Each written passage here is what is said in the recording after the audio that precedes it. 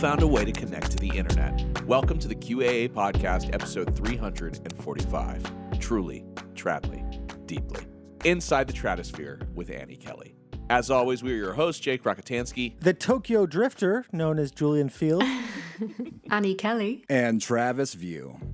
On anonymous image boards like 4chan, there used to be a loose collection of aphorisms called the rules of the internet. The most famous one is probably Rule 34, which if you listen to this podcast, you should be familiar with. I'm actually not, so. No, well, too bad. You're gonna remain ignorant. Maybe hosting made me dumber? Yeah. But there's also Rule 30, which says there are no girls on the internet. So true.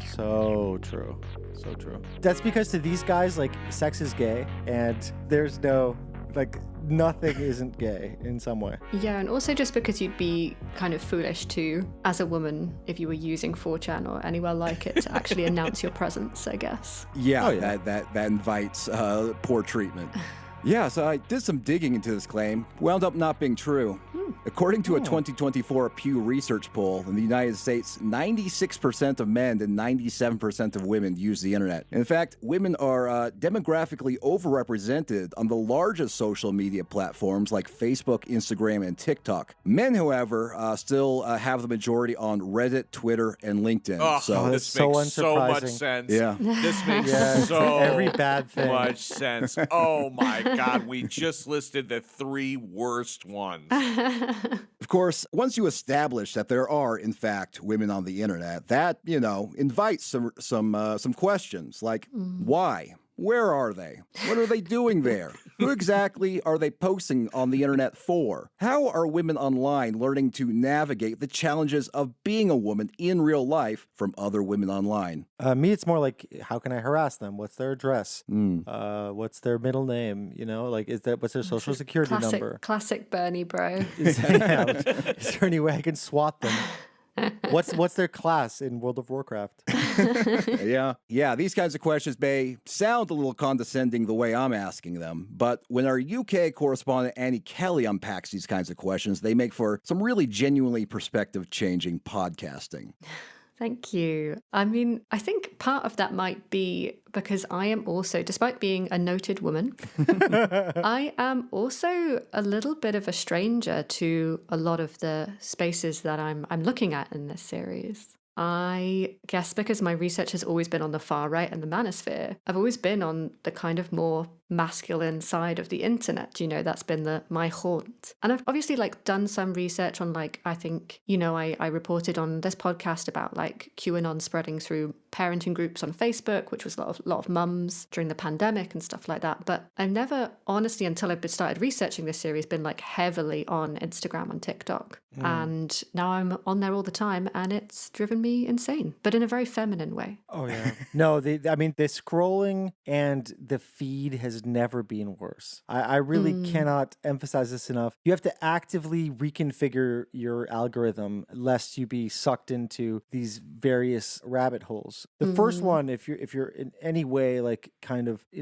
signaling as a male, is just endless amounts of softcore porn, essentially. Just so crazy. I had to tell my Instagram no. And you know what? It worked. Now it's just frogs that I cannot believe exist with colors that are so fucking beautiful that it is breathtaking. It's feeding baby armadillos with little milk droplets. It's so good. It's all just little animal stuff and bug stuff, and I'm loving it. I'm loving it again. But I had to really cleanse my timeline with fire. Mm-hmm. Yeah. No, I need to get on that as a palate cleanser when I'm finished with this series. On TikTok, at least, if you hold the screen with your thumb, if you press your thumb as hard as you can into the screen, as if to say, I'm trying to break you and never watch you again. it'll say, don't show me this content or not interested in this content. And if you do that enough, it'll phase it out of your algorithm. And then eventually you can be like me and get only skateboarding videos and NBA 2K builds. This is it. This is like what my algorithm is now. Except on Facebook, where I don't have a personal account, but I have a work account that I go on there every now and again to try to see what's happening. And Facebook it's just like AI slop feeds and then impossibly chested women. Like just scroll after scroll. It's like AI and then like boobs and then that's it. I love the idea of impossibly chested. Impossibly chested. Impossibly chested. At first, I thought they were AI. I had to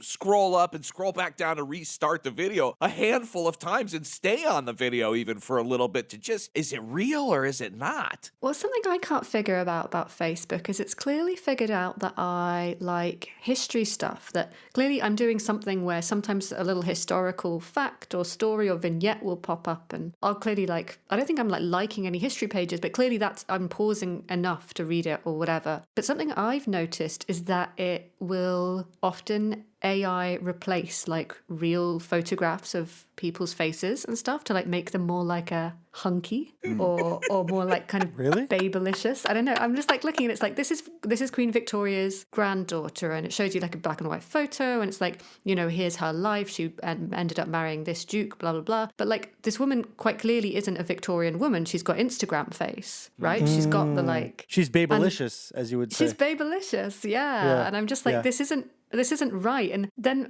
maybe I'm just training it that I like that more because I always end up doing the thing where you pause on something where you're like, that's not Something's wrong. Right. They didn't look like that back then. They have the weird bigger eyes and it's are they? Yeah. You just know when you know when it doesn't look right. They've just got a face that kind of only a very specific kind of modern technique of plastic surgery can create today.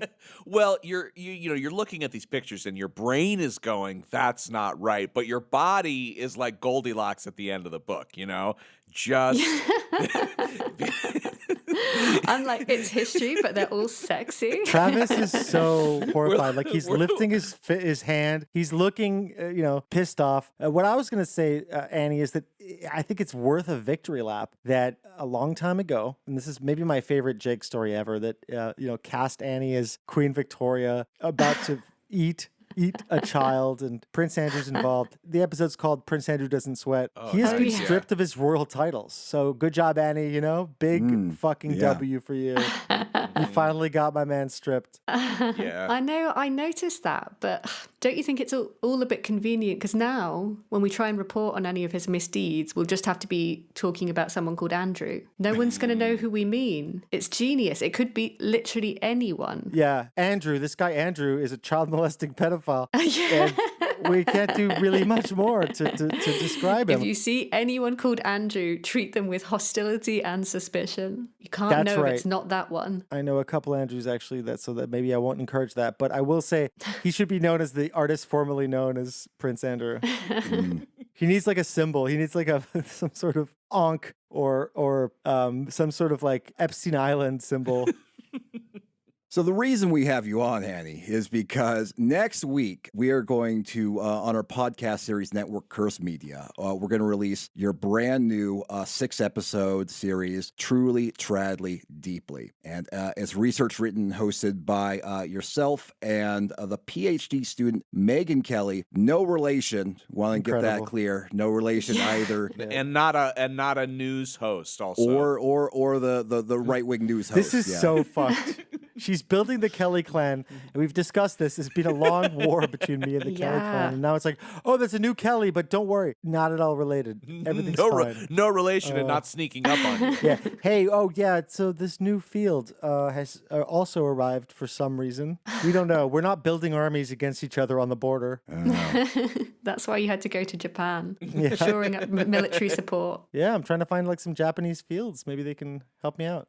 So, your series is all about tradwives or traditional wives, which, as I learned in the series, is kind of a more difficult concept to concretely define than I originally assumed. So, yeah, very excited to have you back after a long but fruitful hiatus to discuss Truly, Tradly, Deeply and what you call the Tradosphere. And yeah, man, you've been immersed in this like for really, what is it, most of the year? Yeah, that's right. Yeah, I'm calling it the Tradosphere because I think that's a bit like the manosphere. It's a good way of getting across, I think, the way that internet subcultures will sort of gather around a theme, an idea, even if they have lots of different ideas on how to do it. They're coming at it from different philosophies. And the manosphere, I think, even if it became a slightly outdated term, really got across that, you know, the subculture was gathering around the idea of masculinity and anti-feminism. And I think the Tradosphere gets something similar across, you know, that these are women, some are coming from religious backgrounds, some are coming from a, I think, more explicit political far-right background, some are coming from kind of secular reactionary feminist background, which is mostly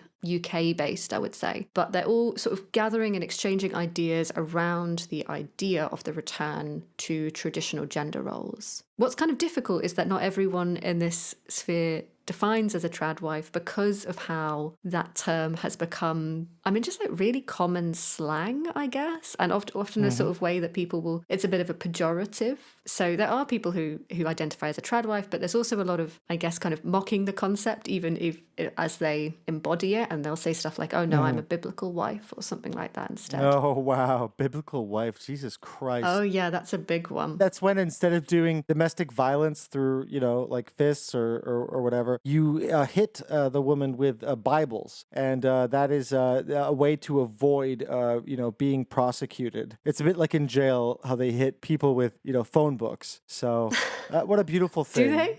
I mean, I don't know. It's so funny to me because you are really going against the grain. I mean, right now, the very visible women are all saying, you got fingered at a TPUSA event. And, you know, you are a fucking slut. And your husband took a dildo up his ass. You were an OnlyFans girl. Like, everyone's just going at each other. And instead, you're like, hey, what about these women who are like, I'm going to recreate an Oreo from scratch in the kitchen. I have 4 children, but I still somehow have time for this. Julian, those are the same women a lot of the time. Like it's, you I know. The Tradosphere It's is almost very, like there's an inherent very contradiction. messy at times. And I know. yeah, I'm so glad to hear that. Lots of bitchy infighting going on. Which, oh my God. This series is going to be so good. I'm so excited. Gossiping in the soda shops. Yeah. Here's my homemade Oreo, you fucking stupid slut. You, my best friend, and you idiot slut that like slept with my friend.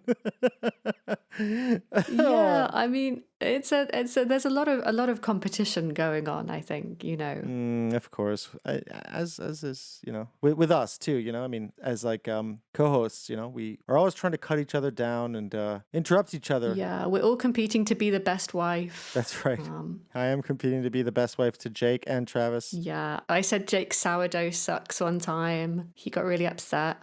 Ooh, yeah. His sourdough, I mean, I'll be honest, when he had me over, he didn't really heat his plates. So, like, the meal was served on, like, minus cold plates. 10 wife points. Disgusting. And his sourdough, his sourdough was inferior. It was, I could taste the baking soda. Sometimes in my heated moments, I attack Julian's chastity and virtue. I'm saying.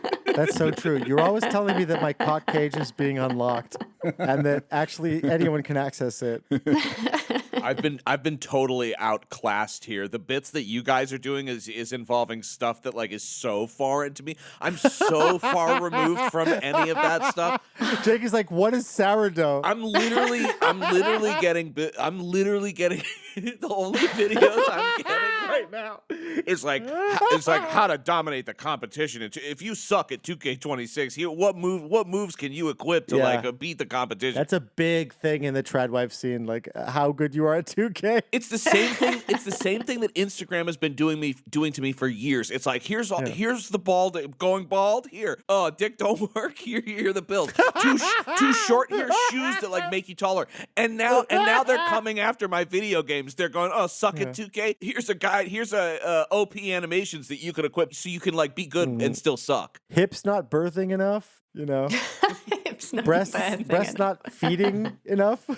Yeah, I mean, like, quite genuinely, there was actually a whole thing going on trad Twitter the other day about, it was one of these really funny things where someone had brought up that, the reason that they thought the problem with the Western birth rates is because people are just so down on giving birth these days. There's too many horror stories that you hear. You never hear the women who just enjoyed being pregnant. They never hear about the women who just enjoyed giving birth. Now, I have to say, this was, I think, started by a woman who was pregnant herself, which she did then, of course, say, "I'm really good at being pregnant, by the way." Oh my God. Which then I think, I guess sparked this whole kind of... Am I going to be able to do death threats? Because I do want to threaten this person. I want to threaten this person with death, but I feel like a bit bad. Is it misogynist to say if you're talking that way that you should be fucking with a high-powered rifle? You should have your... No, Julian, I would not recommend you sending death threats to a pregnant woman, however.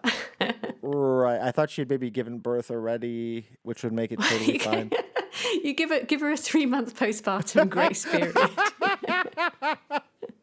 But all of this sparked, I guess, this kind of, semi-altruistic, like, we're just going to encourage all the women out there who might be afraid of giving birth, who might be afraid of getting pregnant. But at the same time, it kind of did quite clearly feel to me like also a little bit of bragging going on. I know. Because I think this space so, it's so punitive about any kind of displays of sexuality that often I think where on a normal kind of influencer space, there would be more of that going on. This kind of gets sublimated to displays of fertility. Wow, that's so interesting. Yeah, I mean, that's my read on it, at least, that is the kind of, in a place that's, specifically is kind of constantly policing women's sexuality and their modesty and their purity. Fertility kind of becomes the stand-in for that. God, I really fucking hate all these people so much. Like, I genuinely fucking loathe everyone involved in this fucking culture. Fuck off! Yeah, I mean, some of them, I'm going to be honest, some of them I kind of like. Of course, you like Ross Douthat or whatever. You're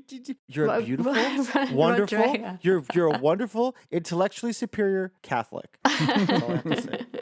Before we get into your series, Annie, I want to get your perspective on kind of like an ongoing controversy in the sort of Christian conservative world that touches on like some of the concepts and the influencers you talk about in your series. So this concerns the influencer Allie Beth Stuckey, and she's a real rising star in the space. She's been active since for about a decade, and she's been a speaker on like college campuses. She's a regular guest on Fox News, and she's the author of 2 books, both of which argue that overindulging in certain kinds of, I guess, gushy emotions can be destructive. Her first book is You're Not Enough and That's Okay, Escaping the Toxic Culture of Self-Love. And last year, she published Toxic Empathy, How Progressives Exploit Christian Compassion. Here's how you know if your empathy is positive or if it has become toxic. 3 ways. Your empathy becomes toxic when it encourages you to validate lies, to affirm sin, or to support destructive policies. That is when your empathy has turned toxic. Toxic empathy is the primary tool of persuasion used by progressives to manipulate well-meaning Christians. They use toxic empathy by employing our language, our Bible verses, our concepts, and then pervert them to morally extort us into adopting their position. Shut the fuck up. Shut up. I hate it. I hate this so fucking much. Everyone's so soy. Everyone's so fucking soy. The conservatives are all going like, oh, well, the actual version of toxic and cancellation and all this shit. No, it's a whole lot of words to, there's a little piece of everybody, I think, that knows deep down that's when something doesn't feel right or feels weird, but they're so far into it that they've been conditioned, they've grown up into it, whatever reason. But this is like the kind of stuff that you have to come up with so that like at night when the demons come, like you have like pre-prepared talking points for them in your head. And it's not good enough like at night alone. So then you also have to like figure out a way to get these same talking points like out and say them to other people, because then it feels like it's real and you and it's not just you and the demons like late at night. That's what I think about this. Why not just get a therapy degree? Like, it sounds like all these people want to do is just psychoanalyze, but they're too lazy to actually get any kind of real education in this. So they end up at like TPUSA being like, toxic empathy is the most powerful tool. It originates in the pituitary gland. Well, like, what are they talking about? Well, it's a real kind of rhetorical judo move, because like you're right. This talk about like toxicity and like, social or interpersonal context is very touchy-feely. But the way she uses it is like, it's actually kind of toxic for you to discuss these, desperately poor migrants who are maybe running from a violent situation, and why this is actually why it's good for the United States to provide some sort of asylum system for them. Like, really encouraging us to provide asylum to migrants fleeing violence is a little toxic. So fucking embarrassing. Yeah. I mean, both of the books, You're Not Enough and That's Okay and Toxic Empathy, are quite clearly, they're targeting what she sees as attributes of women, right? Yeah. That are making women turned off, especially by the Republican Party. And I think it's really interesting, both of them, as the Republican Party takes a quite explicitly hard right turn, one which kind of very much glorifies violence. It's intimately connected with the manosphere. And the first one, I guess, yes, she's talking about therapy culture, I think, and how this kind of understanding of women sort of knowing their own worth, which, funnily enough, has become a bit of a target here in the UK by right-wingers, but on a slightly different level. And also, the Toxic Empathy book, which I haven't read all of, but I have read a little bit, and maybe had just like one of the most insidious chapters. It was really genuinely like quite horrifying, I think, which described the experience of a woman in Texas who was forced to give birth to her baby, which had, I forget the condition, but it basically meant that the baby lived a few hours and then died, and that was always going to happen. It had no chance of surviving. So this was a child that was really, really wanted, but was just born with this genetic condition that meant that it was going to be born, suffer, and then die. And due to the new abortion laws in Texas, the mother was not allowed to get an abortion. She had to go through that. And Stuckey writes with incredible rhetorical empathy about this woman's position. She says, I'm a mother. I can only imagine how hard that must have been for her. On the other hand, why do we empathize with the mother and not the baby? And she kind of goes into a sort of diatribe about abortion more generally, about how, because we don't see the fetus, that we don't empathize properly with that, and we instead kind of... So toxic empathy makes us empathize with the mother, but not with the unborn, essentially. And I mean, it's funny because I would have thought the idea of toxic empathy was a slightly nonsensical term. But actually, as I was reading it, I was like, you're doing toxic empathy right here. This is it. You're pretending to empathize with this woman while basically supporting this entirely brutal law, which made her go through what must have been just the most traumatic experience of her life. And you kind of say, well, that's tough. Do you know? Yeah, that's what I'm saying. They have to go out and defend these things that they know deep down go against what it is to be human, which is to have real empathy. That there's so much of this I see like in this space where these people are just out and they're so angry and they're on stage, and it just feels to me like they're just saying, I'm good, actually. And no, this is good. This is how it should be, when it seems to go against, just the natural tendency of compassion and, as a human being towards your fellow creatures. So, as much as I may despise Stuckey's message and political goals, I have to acknowledge that she's very talented. She's very well read. She has some kind of interesting rhetorical gifts, even if she uses them for sinister purposes. She obviously studies like classical Christian apologetics. She has this kind of like really kind of disarming, kind of friendly way of speaking, and her kind of unassuming charisma has earned her a very large audience, both on and offline. Just last week, Stuckey was the headliner at a Christian conference in Dallas that drew an arena audience of 6,700 women.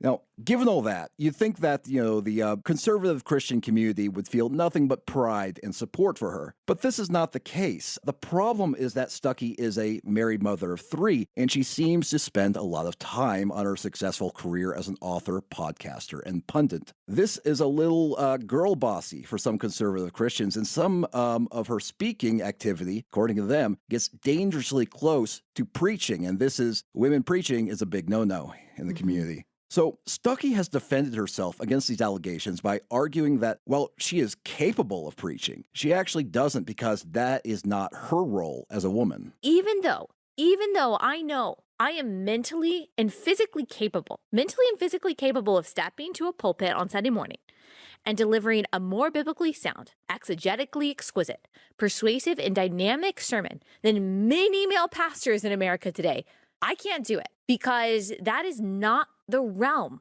to which God has called me as a woman. I could be the dopest pastor of all time.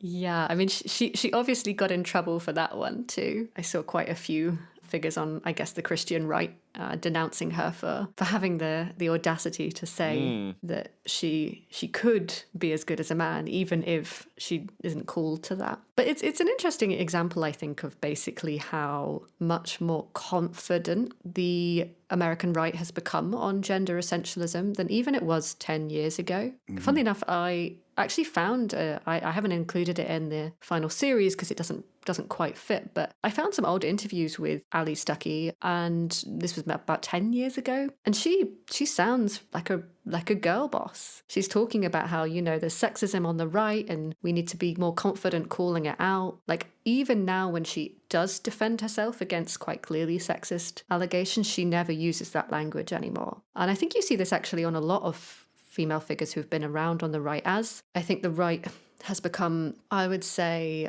much more closely connected with the manosphere, and as manosphere politics have become mainstream on the American right, there has actually been a kind of renouncing of previous tenets of feminism, that even though most of these women were never calling themselves feminist, they were always explicitly, they would often do so in a kind of way that was much more girl power. It was, right. I don't need feminism because I'm strong and independent and I don't need a movement like that. Now that would read as uncomfortably feminist to too much of their audience. So now they kind of often do more of a retreat from even that kind of language. They say stuff like, I think my son just yelled behind me.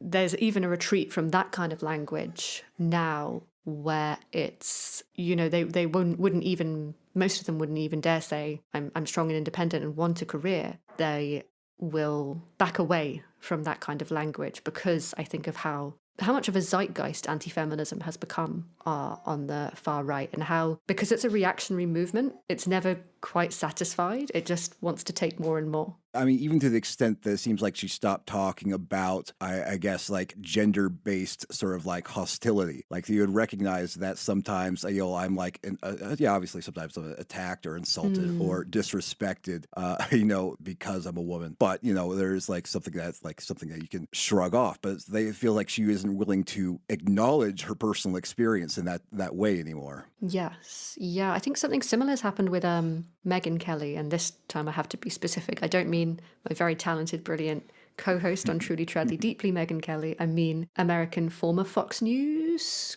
media personality Megyn Kelly. Megyn with a Y. Mm-hmm. She actually used to be much more pro, again, never described as a feminist, but much more pro women having careers. I mean, famously, she had that altercation with Trump where she kind of questioned him about some of his rhetoric around women. And she has also, even though I think she maybe still is a bit more firm, particularly I think on the backlash and the general right against women just having careers in general, because as someone who has had such a glittering career, I guess she can't not. But her rhetoric has, I think, has retreated on these issues as well. And now she'll be much more conciliatory and say, well, of course, I wanted a career, but, I would never have wanted that at the sacrifice of having my beautiful children. And the problem is too many women these days don't realize that that's the gamble that they're taking. So there has been a real walking back, I think, of lots of women on the American right from previous positions. I wonder if, because like as the base goes further and further right, that the money is like also going further and further right. And so to some degree, there's this like element of like protect the money. Like everything is so much for like Instagram and the clippable. It's like I'm looking at Ali Stuckley's Instagram page, and she reminds me of this girl that I knew out in Los Angeles who like came here from the East Coast, who was just like chill. She worked in sales, and then she became like a life coach.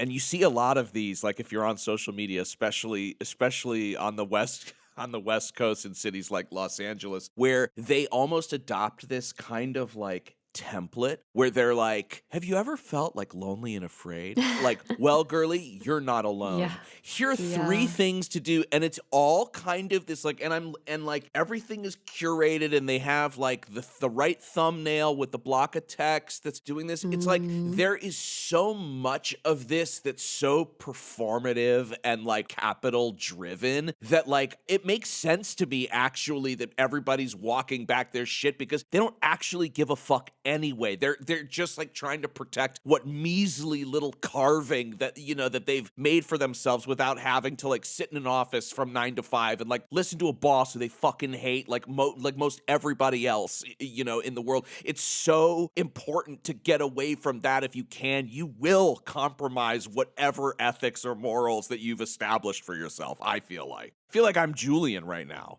What's going on?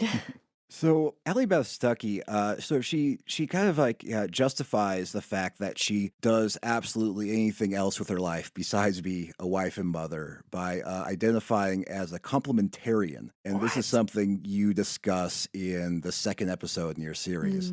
So I'm curious, like what exactly, it's like in my understanding, it seems like it's kind of like this sort of like middle ground between like just a total hierarchical patriarchy and egalitarian liberalism. I feel like this is a way to kind of like escape with like both these positions. Yeah, exactly. So complementarianism as a specific philosophy on gender was actually only kind of defined and developed by, I think they called themselves the Biblical Council on Manhood and Womanhood, or the Council on Biblical Manhood and Womanhood, something like that in the 1980s. So people will often talk about complementarian ideology like it's very old, but the truth is it's actually a response to feminism itself. And essentially, the idea is that this council was concerned with what they saw as an encroachment of feminism into the evangelical church. But they were also kind of conscious that the fact that, you know, times were changing and that the kind of good old-fashioned religious patriarchy was just not being sold to young people. It was, you know, a kind of losing proposition if they just really stubbornly stuck with the idea that, you know, no, the man's meant to be, you know,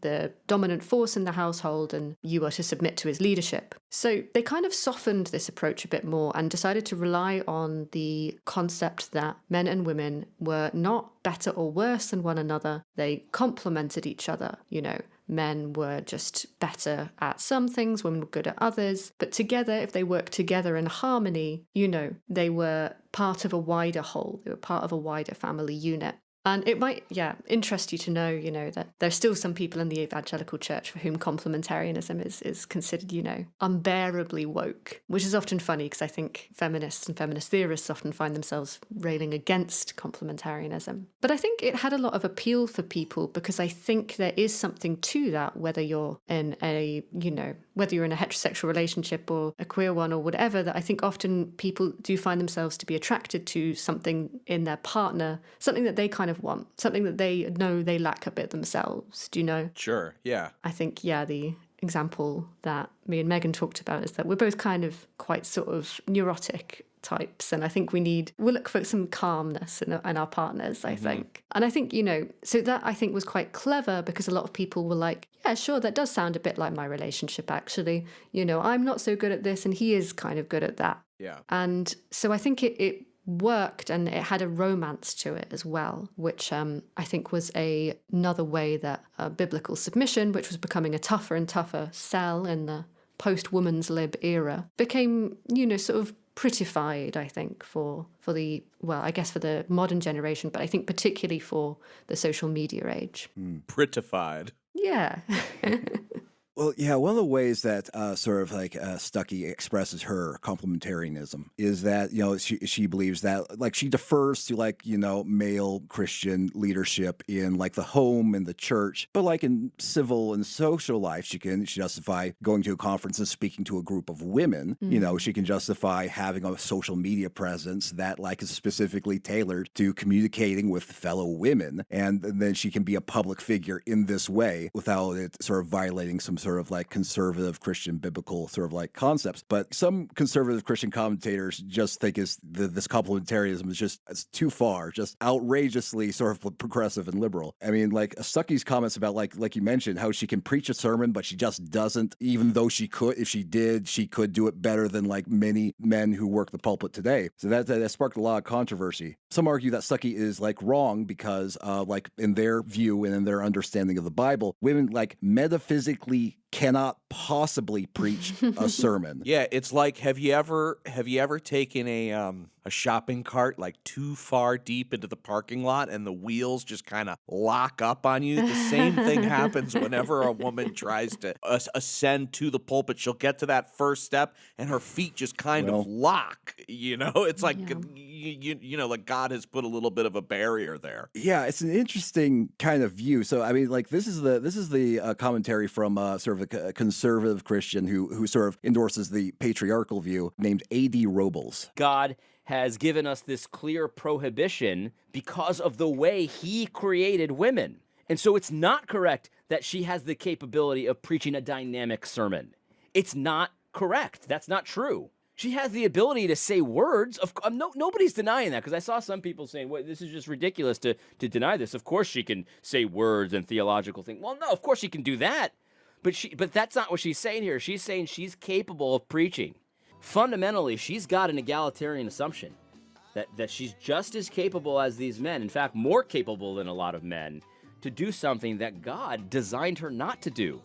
That's just not correct. She's wrong about that. He could be talking about like baseball or something. But no, I mean, I don't have a personal dog in this fight. It seems a very internal community kind of like debate. Mm-hmm. But it just struck me, it seems like Stuckey is just kind of like in this kind of like really impossible position, and where she like claims to be like a really rock-ribbed traditional Christian conservative and wants to advocate for her worldview, and she has the talents to do that. But because she's successful at it, she becomes accused at failing to defer to men in a sufficiently biblical way. Yeah, and I think this is a really interesting paradox of female anti-feminists just in general, because I think the truth is anti-feminism has always relied on having talented, ambitious, smart women speaking for it. The truth is, as a movement, it just doesn't really go anywhere. It doesn't really get off the ground without those women. It just sounds like a bunch of men telling women what to do, and that just kind of looks bad. And so it needs these women, But at the same time, because of the underlying ideology, it will punish them for getting good at it. And I think something that I've noticed is that the more successful women in this field get, and on the right in general, the more anti-feminist they have to become. It's almost like this is a kind of paradox that they have to live out. It's like you said, Travis, they kind of will get around the fact that they are going on tours, doing their speeches by saying, well, I'm not lecturing men. I'm just lecturing all of these women, these poor misled women who, have been sold so many lies by the left and, and think that they, want to be feminist career women. I, personally would love to be at home with my babies, but unfortunately, because of the degenerated state of society, I just have to go out and do my book tour and do all of these speeches and fly all over the world. Gosh, I hate it. But unfortunately, that's the world we live in. And I think Stuckey is not the only one that I've seen. Candace Owens, I think you can see getting more and more stridently anti-feminist the more children she has and the more this question gets asked of her as well. I saw a clip of her, we play it in one of the episodes of her. She's heavily pregnant, I would say 3rd trimester definitely, speaking at a TPUSA conference saying, who is the feminist who chose this life for us? I just want to be barefoot in the kitchen. And you're like, well, Candace, you're making enough money. The feminist who chose this life for you is you. Yeah, you could be barefoot in the kitchen. In fact, you'd probably be doing less damage. There, but to me it's so interesting that it's just this seems to keep boiling further and further down to people like Stuckey, going to conservative men and going, guys, hey, we're making your wives better for you. It's not even that like they still have to be relevant and continue to be allowed to be influencers, I think, like within this circle. Like they still have to sell themselves as like, hey, we're gonna make your wives more subservient. We're gonna, make them less ambitious. It's still placate. They're still trying to placate the, the patriarchal aspect of it. Yeah. Yeah, it's a real bind and one entirely of their own making. Also, I feel like the reason why they become trapped by their own success is that I feel like the more successful they become and the bigger of a reach that they have, the more their message sort of reaches the ears of basically conservative men who might be interested in their content or what their wives are listening to or whatever. And the more their message reaches these kind of Christian conservative men, the more they start asking is why is this woman speaking to me as if I have anything that I could ever learn from a woman I am not related to? And so the only way they can tolerate that is through increasingly strident anti-feminist messaging, which it helps the rest of the message go down. It's okay, as long as you recognize that this is that you're anti-feminist, they can sort of tolerate hearing a woman speak. Yeah, they have to justify their own existence as essentially just a content creator and motivational speaker. Yeah. They're not going, I don't think so. I could be wrong, and Annie, please correct me, but they're not going to school for 4 years, 8 years, getting the philosophy degree even, or, getting some kind of superior education so that, when you're up on a stage teaching people things, you have somewhat of a, there's somewhat of a reason that people would want to pay money, or pay their time to listen to you. But essentially to me, this is just the ultra Christian version of making a long self-help post on Instagram. Yeah. And that's what everybody's doing. Everybody's just posting, but what kind of event, how big your platform is, that's all that matters. Oh, if you can get off the internet and go places, oh, you've got a book, oh yeah, it's just all designed around she's not going out and having private conversations with women in their homes about hey, this and Jesus and biblical and this what really worked for me, and if you're having trouble, it's all a presentation. It's all curated. I don't know. There's something to me that's there's just it's just another flavor. It's just another flavor of content that however crazy, whatever your sensibility is, maybe this is for you.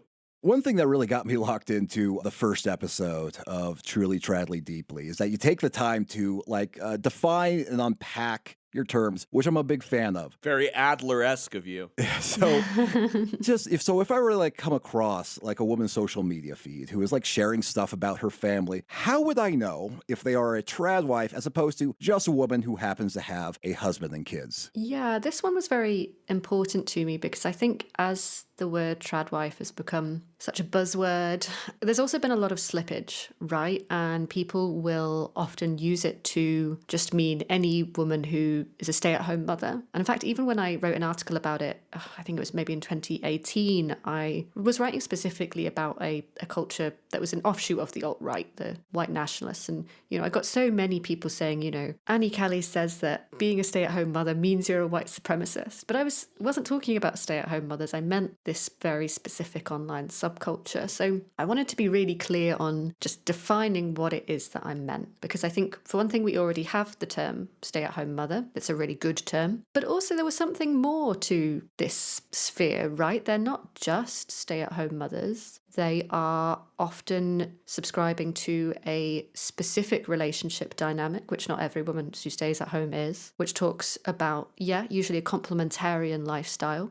And more often than not, it will have an ideological component to it as well. It's not just saying this works best for us. It's often making claims about men and women and what works best for all of us. Now, some of them will acknowledge that there are women who that this doesn't work for, women who should go and have careers or be, as they continually use the phrase, be a boss babe. That's just like the word for women who have careers in the Tradosphere. But they often will act as if this is an aberrant kind of condition of female psychology. It's not the norm. Some will even suggest it's a trauma response. So there's an ideological component, and I think there's often a specific style of rhetoric which is constantly calling back to tradition, hence traditional Y, but often ancestors, history, rejecting modernity in some degree. I think it's not a coincidence how many accounts of these often seem to be on farms or homesteads or ranches. They're somewhere, they're signaling essentially. I don't know how far away they actually are.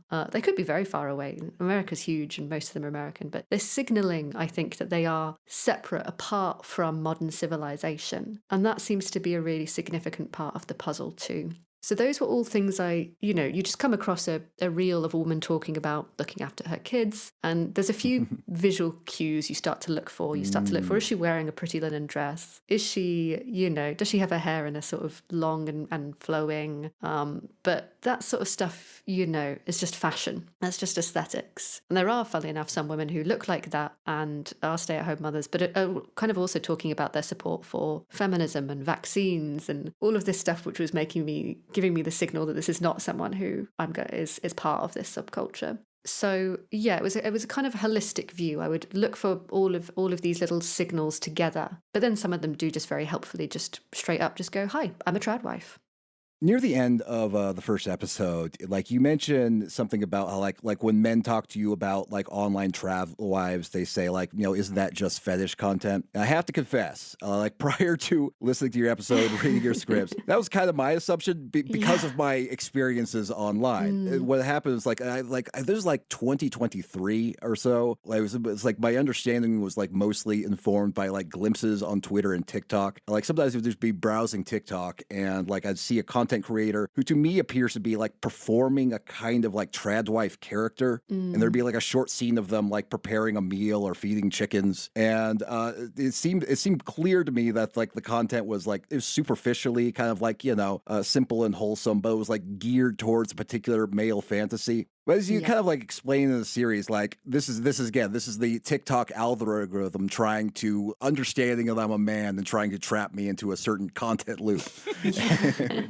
Yeah, absolutely. And it's kind of funny. It's something I haven't really seen any of the, maybe there is someone who's written about this, but in the many think pieces I've read about this phenomenon, there seems to be an understated fact, right, that there's almost two separate tradwife spheres going on. And in fact, when you start digging into it, they have very little contact with one another. And that is the stuff that's aimed at women and the stuff that's aimed at men. And even though they're often using the same terminology, they're using, the term trad or traditional gender roles and complementarianism, it sounded completely different. It certainly looked completely different. I mean, literally the way these women look. For the men's stuff, it's much more tight-fitting. I would say it's a lot less trendy, actually. They're kind of, they're wearing clothes that will impress men, but not necessarily impress women. And they are often talking in language that is much more sexually explicit than any of the stuff I've seen geared at women, and kind of a lot more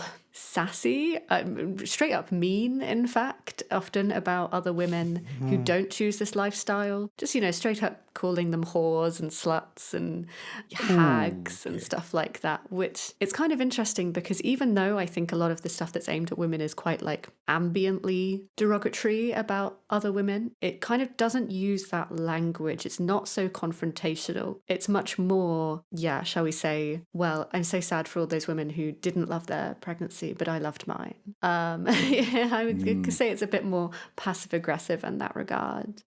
And yeah, sometimes these spheres cross timelines. Sometimes they will sort of interact with one another and usually kind of have sort of hostile relations. But largely they are almost just totally different worlds. Oh, and one thing I would say is that, yeah, the stuff that's aimed at women, at least that I've seen, is much more ethnically diverse as well. I don't know if it's because the tradwife stuff that's aimed at men is specifically often targeting maybe a bit more of a like MAGA right-wing white nationalist fantasy, but I couldn't think of any non-white women who were involved in that. Whereas, interestingly, I think there was actually a lot more ethnic diversity than it's still a very white space, I should be clear. And I think there's some very, very obvious and some more implicit reasons for that. But there was more, the stuff that's aimed at women, the tradwife content aimed at women, was more ethnically diverse than I was expecting, actually, when I went in. It's so interesting. I was thinking earlier, you're talking about a lot of these videos, you see the background, they're like on some farm or something. And I've seen those too, like over the last like couple years. And I always thought, and like maybe this is like showing my own naivete, but originally tradwife to me felt like it was just like different slang for trophy wife. Like I didn't at first understand that there was any kind of like any kind of like religious sort of like connotation. I just thought it was like somebody who was like cool with misogyny, for whatever reason. They were just like, yeah. But I wonder if like as America just continues to get like more and more cooked, and it just the pressure gets more and more intense. I anecdotally have so many friends, and we fantasize about like, moving to a more rural area and like, sort of like doing what Travis does, like going back to getting more back into nature and like learning how to, be like more self-sufficient and just like away from the grind. And like, it seems that on one hand, this lifestyle offers that, but it's through a religious interpretation that like most likely has been a foundational part of this person's upbringing. You grow up in a Christian house and you're aware of this kind of stuff. But I wonder if it's a convenient pivot for people who are like religious, but that like they're already into, they're like, they want to like, have a more sort of like not traditional, not biblical, but just like human wise, like back to the land, more community based, like, less, metropolitan, like all of that stuff. And this is like on the menu for people that, are like in these communities already. And then they're being driven further right because that community overall is being driven further right. Yeah, absolutely. It's a funny paradox, isn't it, of like online content, that the more heavily technologized our lives become, the more time we spend online, which I think, just it's more and more every year, basically, right? Yeah. When you see charts of it, it's just more and more every year. There was a huge jump during COVID and then it never quite recovered. Yeah. But so much of that content that we're consuming online is actually about longing to be offline. It's about longing to be away from the online world and in somewhere that we feel, in a different world where we feel it's kind of simpler and cleaner and there won't be so much noise. We'll just be able to be at one with the world. And, I think tradwives, particularly the ones who are posting this idyllic rural lifestyle with children frolicking around, they are kind of, it's a nostalgia fantasy, right? It's like maybe your childhood never looked like that, but maybe you could imagine that feeling of innocence, that feeling before you were on the computer all the time. Yeah, it's like Little House of Prairie, like linens blowing gently in the wind, like clothespins, like the tree shimmer. It's Forrest and Jenny sitting in the tree. It's the thing that we all, people our age, my age, early 40s, like we all long for that because everything feels so suffocating with the content that we're constantly. I mean, I've got you guys here on my, Google Meets screen, but my phone is in front of me and I should have the script up, but I've drifted over to Twitter and like I'm listening, but I'm also scrolling, looking at like 2K videos and just scrolling the feed. And we always have these little fucking boxes with us that are just constantly, we're constantly, I flip mine open. So I have to go through the act of actually opening it, thumbing it for a couple seconds, closing it. You ever like you're like scrolling on your phone late at night and you're like, you open Reddit and then you're like, don't know why you open it and you close it. And then you open it again and you close it. And then you open it again and you close it. Like, we're not meant to do this. Yep. We're actually meant to be hanging the linens out to dry and like, getting the children wet with the bucket. I don't know what I'm saying. I don't know why I said that, but Jake, you know what I mean. Please, like, yes, no. Getting the children wet with the bucket? Can we just stop for a second? And I'd love to know this like ancient pastoral history where we got our children wet with a bucket. I'm just like, there's a hill, there's a log cabin, there's one tree, there's one tree. The tree's got apples all over it. There's children. There's a wooden bucket. They're running up and down. There's a wooden bucket. They're running up and down the hill. They're splashing each other, laughing, getting wet. Just like the shit that humans have done for thousands and thousands of years until the last 15 years of our existence. We've been around for a long ass time, but the last You're saying 15 in 2005 we were in 2010 we were still wetting the children with a bucket? No. 2000 like 5-ish. I would say a little bit after. 2010 is a good. So the last 15 years, we've been looking into the boxes. We've just been looking into the boxes. That's all we've been doing. Yeah. Like, we're Neo Sapiens now. The way that humans have done it for the last like thousands and thousands of years, that's done. We're box people. We're looking into the screens. We've got the rectangles. They're fat in our pockets. We've got them. We got to keep them charged. This is what we are now. And like people like us, we are the first generations that's watching it slide because we remember what it was like before any of this, and we're watching it all fucking slide down the tubes. So how do we cope? We have to, go back, retreat back into this idea that we're living the way, we're living in this actually supernatural and like healthy way. And I think for tradwives, it gives them something. It gives them something, or we wouldn't be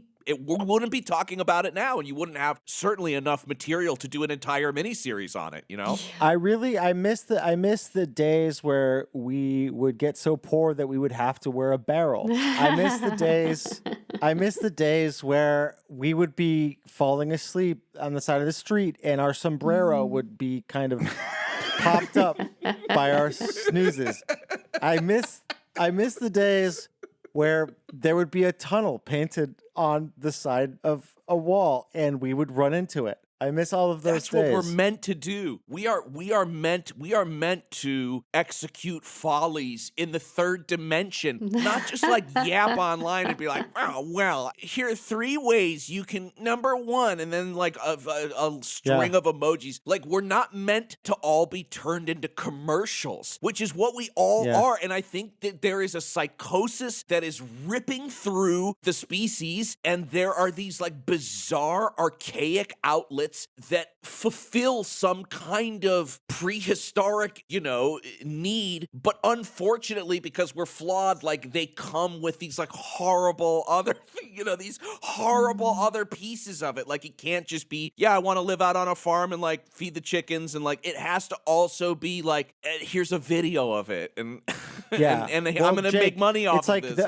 Unfortunately for white people, it's very tricky because it's like, I miss just a few decades ago when we could, use the switch on our slave because the rubber quota wasn't met. I miss women not having the right to vote. I miss, there's this history, this kind of like moment in the past that is pastoral, idyllic. That is literally like how fascism happens. They sell you on the bullshit. And then before you know it. I mean, yes. I mean, it's like, I think that, this idea of an idealized past is always bullshit, and often the sort of like, paired with justification for fascism. But Andy, we were talking about like, I guess, a longing for a time where I guess it was just practical to be offline most of the time. That's within our lifetimes, at least. I was thinking about like 30 years ago, like your internet connection was charged by the hour. So like you would not spend much time at there. Like 20 years ago, like this before even the very first iPhone. Like, like a good computer, a broadband connection were expensive. You weren't spending that much time online. And now we got to the point where it's like everywhere is online. And if you're broke or your struggles, it does provide you with like endless free entertainment, but at the expense of like giving your sort of like dopamine reward center over to a group of Stanford grads who do nothing but figure out how to make you stay on their websites all day long. And so you're just like, man, it's like I've indulged in the internet so much, I feel dependent on it because this is what these people have engineered my behavior to be. And God, I just wanted to be what it was like 20 years ago when it wasn't like this. Yeah, me and my husband have actually a joke about how we're going to raise our son. And we always just say that we're going to do that M. Night Shyamalan film, The Village, but for the 1990s. Yeah. Where it's just like, yeah, you can go on the computer, you can go on the internet, but you just have to stop every time I make a phone call. Yeah. And it just turns off and that's it. And sometimes I need it for work. Just like, something where it's like the computer is somewhere you go to. The computer isn't fully integrated into your entire life. Yeah, the computer isn't growing out of your good hand. Yeah, there's a really interesting book by the media theorist Douglas Rushkoff called Present Shock. And he talks about how he thinks that, this era of instant telecommunications getting better all the time has kind of scrambled our sense of time in a way that it's changing because we are on so many different levels at once. A bit like you say, I'm talking to you guys right now, but I've also got my phone here where people are texting me. I think he uses an example once where he's in one country because he's like checking what his diary is there, but it was at another time he's also getting a call from someone from a different time zone, but he's also getting an email from a colleague in a different time zone. And that this has fundamentally changed our understanding of what the present is, that the present is something very different than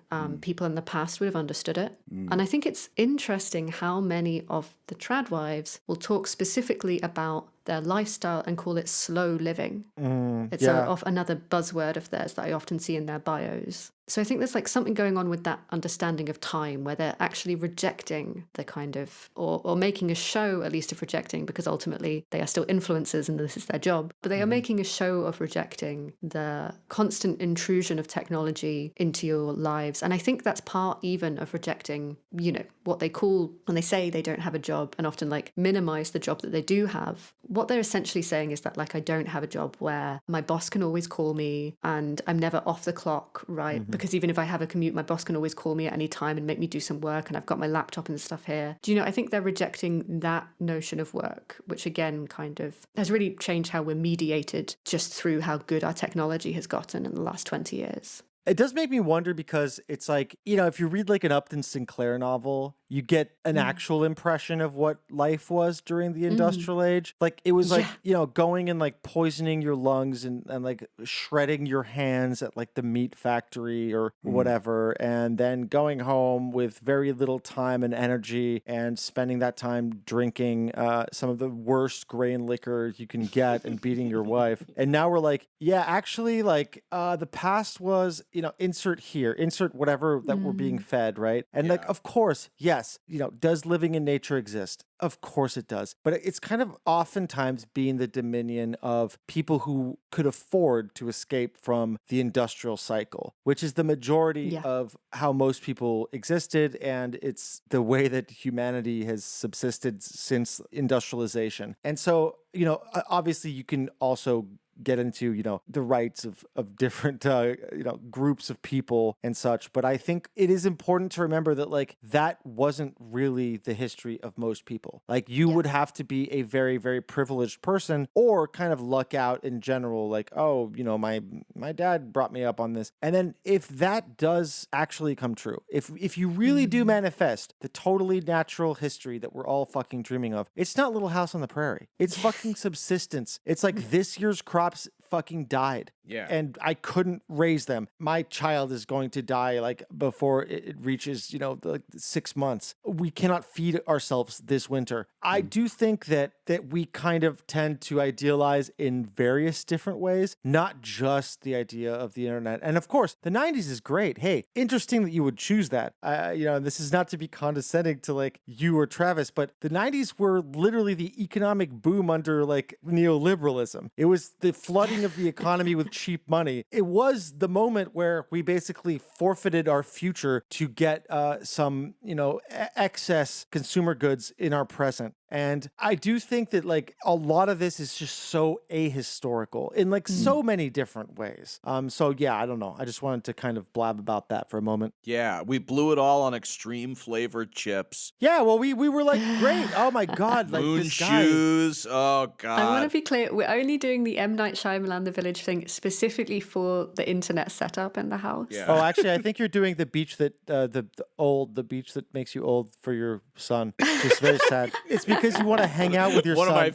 That's one of my favorite M. Nights, by the way. You want to be the same age and you want to go and have like a martini with your son, which is so messed up. It's so messed up. Well, that's the thing, Julian, you make a really good point. And like, I think that's why it has to be about God. Cause like anytime you do have to do something that like kind of sucks, like if you say that it's about God, it like makes you feel like, well, it was worth doing it. Like going to church. Nobody wants to fucking go to church. Like the seats are uncomfortable. You got to sit there for a long time.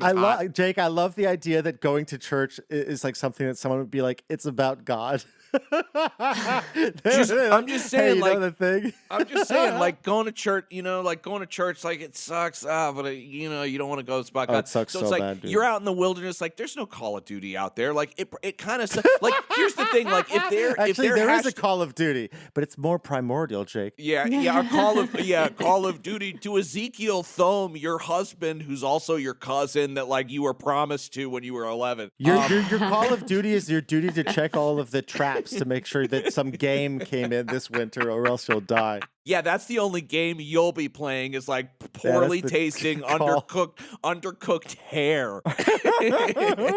If they were like #slow living and they were like, I found the secret, like they wouldn't be online. They would be like, if you really found the secret to happiness, you wouldn't be like online, no Wi-Fi, posting or even involving yourself with like national politics or international politics, like because you would be like content and you would be #slow living. So like the fact that they're like, it probably sucks for them. Like their husbands are probably like, I can imagine the kind of relationships and the kind of, because no relationship is perfect, like the challenges that they have to endure. And it's like, well, yeah, it's probably kind of sucks. And that's why it also has to be like, and it's about God, because like I'm pure. I'm actually pure. I'm better than you. And I'm so awesome that I'm going to devote most of my time to making little videos and superimposing text over it to let you know how like good you can have it too. It doesn't add up. If you're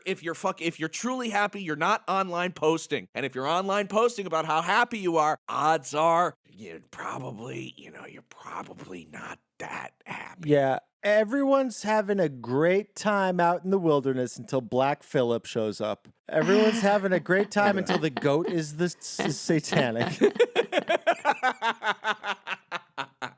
Great reference. Talking about nostalgia, I think that one great point you make in the series is the whole premise of the idea that in the past there was really one template or one type of heterosexual partnership just isn't real. And really, it's a kind of thing that they're just calling traditional. And I was thinking about like very serious, something I was reminded of was the relationship between the American founding father, John Adams, and his wife, Abigail Adams, which is famously recorded in their 1,000+ letters they wrote to each other. Because John Adams, despite being a real miserable hard ass to the extent of like disowning his own son because he was kind of an alcoholic fuck up, had immense respect for his wife to the point that he was constantly seeking her advice and counsel on like career decisions, like asking it's like, hey, should I resign my post as like the chief justice of this the Massachusetts while serving in Congress? Like he was asking career advice asking what should I do with my job? Like most, I think people who identify with the idea that the trad wife thing would say, oh, that's not not a trad relationship, going to your wife and asking about what should I do with my career? Should I resign my position? That kind of thing. And then really believe, because he had so much respect for her as an intellectual peer, that he really took her advice to heart. But this is a founding father, even though they occupied obviously very different social spheres because of the time and place in which they lived. In their personal relationship, they had a great deal of mutual respect and trust. But that was, again, not the kind of like trad that the people who talk about tradwives are kind of like talking about. Yeah, and it's very true, and it's something I always try to underscore when, there's this constant reference to ancestral living and tradition and things, that, what that's looked like has always been historically contingent and culturally contingent, but also it's been very contingent just on what class you were in. Do you know? That relationship that you described, I didn't know about between John Adams and his wife, but it reminds me of some of the research that my co-host Megan looked into about the anti-suffragettes, who tended to be pretty upper-class women, and their reasoning for why they didn't want the vote and didn't want to get involved in the kind of ugly, mucky world of politics was because they preferred their way of doing politics, which was just, whispering in their husband's ear or their brother's ear, and sort of just gently advising him on the correct course. And, they sort of thought that this was a more feminine way of doing things. But, probably many of them were pretty powerful in that regard if you were well situated and persuasive and had the ear of several powerful men. But it, of course, ignored the fact that, if you're a working class woman who kind of works in a factory for 10 hours and your husband works there for 12 hours, you can whisper in his ear all you want, but it's actually not going to enact much political change. And so I think, that relationship between class and political power is like a really interesting one when it comes specifically to the rich history of female anti-feminists themselves. Feminism often gets characterized as a bourgeois movement by bourgeois women, and that's true to a certain extent, but anti-feminism has also always historically been pretty bourgeois itself, because it's often upper-class women seeking to keep ring-fence their own political power by virtue of their relationships and their charm. Yeah, I feel like when like the bulk of your personality is like made up of like what your beliefs are, like you've got it pretty good. You know what I mean? Like I remember like my early 20s and stuff when I was like working retail jobs and I was so broke. Like I didn't care about anything other than like, am I gonna have enough to like cover rent this month? And like, am I gonna like be able to like have enough for like a couple treats along the way? Like maybe one night out, maybe like one McDonald's night, Yeah. These were my concerns. Yeah. It's really hard to be an activist when you're exhausted. Do you know? Totally. What would you say, like through the course of your research and working on this miniseries, would you say is like, I guess the most dramatic sort of shift in understanding or perspective when it comes to the tradwife and the tradwife communities? So I made reference to this earlier, but I guess I'll lay it out a little bit more explicitly. When I first started writing about tradwives, they were a really, really small subculture, and they were largely attached to white nationalist circles, and they very much spoke that language.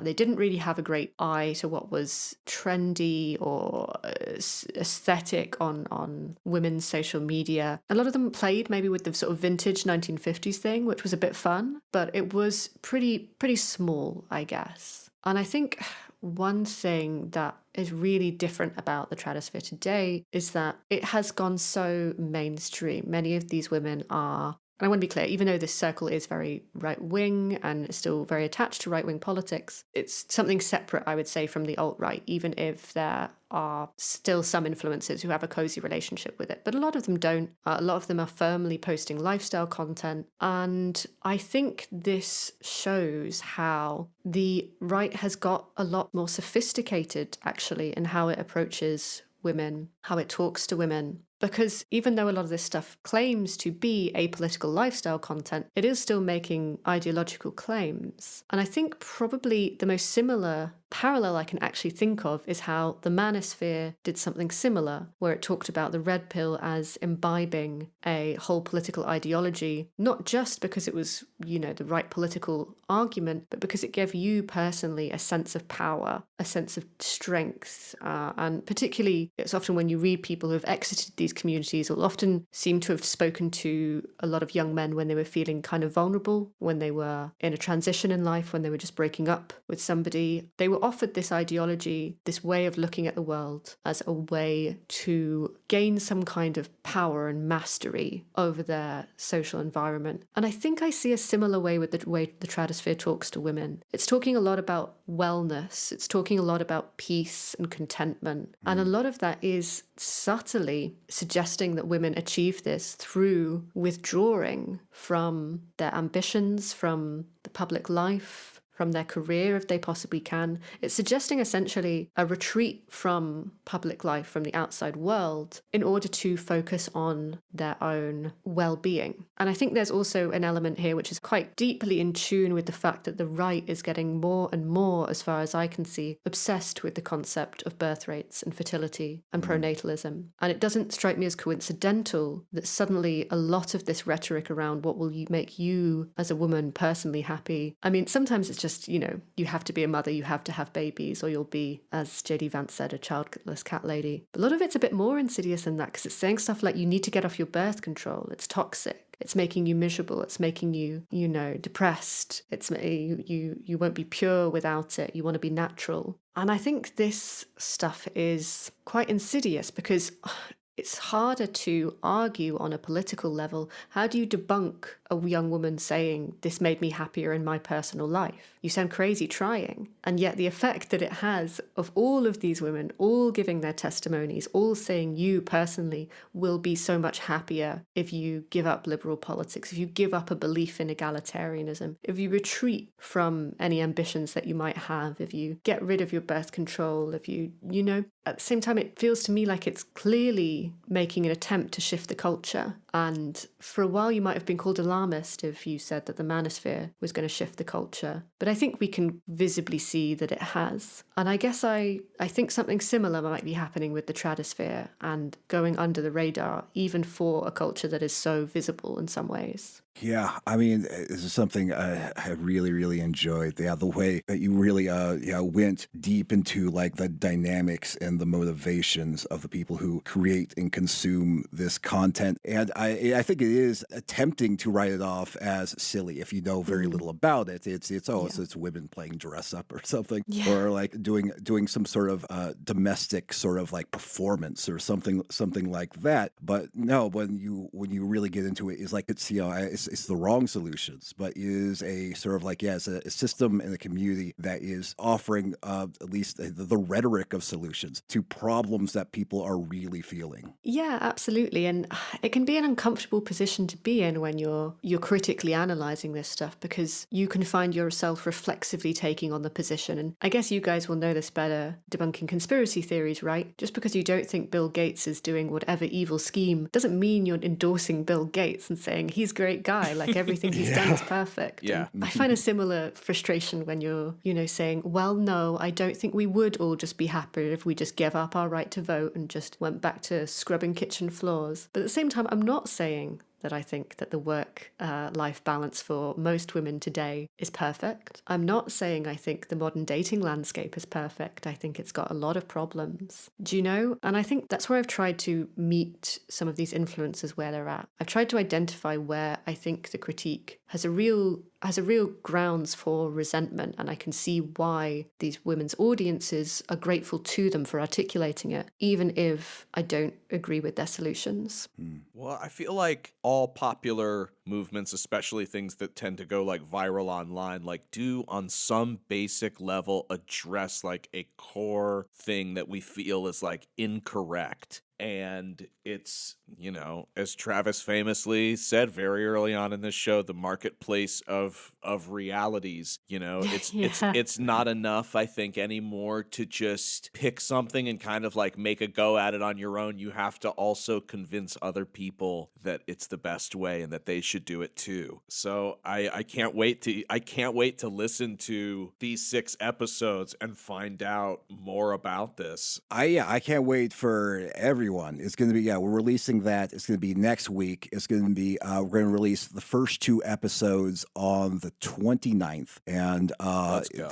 And if you want to join the thousands of Curse Media subscribers who will also be listening to it, I'm going to put a link in the show notes so you can sign up and get those episodes as soon as they hit. It's going to be called Truly, Tradly, Deeply. We're going to be releasing it through the month of November. And I can't wait to see people's reactions to it, because I really do think that this is like the most like deeply researched and like carefully analyzed perspective of this culture. Who better to do this deep dive? I cannot wait. But boy, have any other plans after you're done with this series? I know this has been a long project. I have said to my husband Paul, I'm just like, I'm so excited to get off TikTok. That stuff. If you're on TikTok and haven't carefully curated your feed to be beautiful woodland creatures like Julian, like, oh my God, I don't know how you do it. It just feels like a vector of just, and in fairness, maybe that is because I'm saying show me the most deranged feminine content you can find. But yeah, of course. Yeah, I might just take some kind of cleanse there. Yeah. I just knew that when you covered like just pearly things, I knew it was just the beginning of a whole other, I, of course, have included some select quotes from Just Pearly Things, just to, because she bullies all the tradwives. She's the main instigator, I think. Of course, she's like, I've got she's got no tradwife like qualities except for being just mean and awful. And so of course she's like, yeah, fuck you guys. Like, you probably think my Dominican boyfriend is, like racially inferior. So. Sad. I'd like to take this opportunity to plug a new side business I'm running for a small fee. And Annie, maybe you can be one of my first clients. You can let me log into your TikTok and I will manipulate your algorithm to get you like great stuff like woodworking content, gosh, nice, skateboarding, Star Citizen videos, just like the most non-toxic like sampler platter of content. Yeah, sorry, Annie. The side effect is that you will be advertised shoes that make you taller. You will be advertised shampoos that make your hair grow back. You will be advertised all the Jake stuff. You will be advertised like NBA 2K and any variant. Very proud of you, Annie, for what you've done with this series. Thanks for listening to another episode of the QAA podcast. You can go to patreon.com/QAA and subscribe for $5 a month to get a whole second episode every week, plus access to our entire archive of premium episodes. For everything else, we've got a website. That's QAApodcast.com. Listener, until next week, may the deep dish bless you and keep you.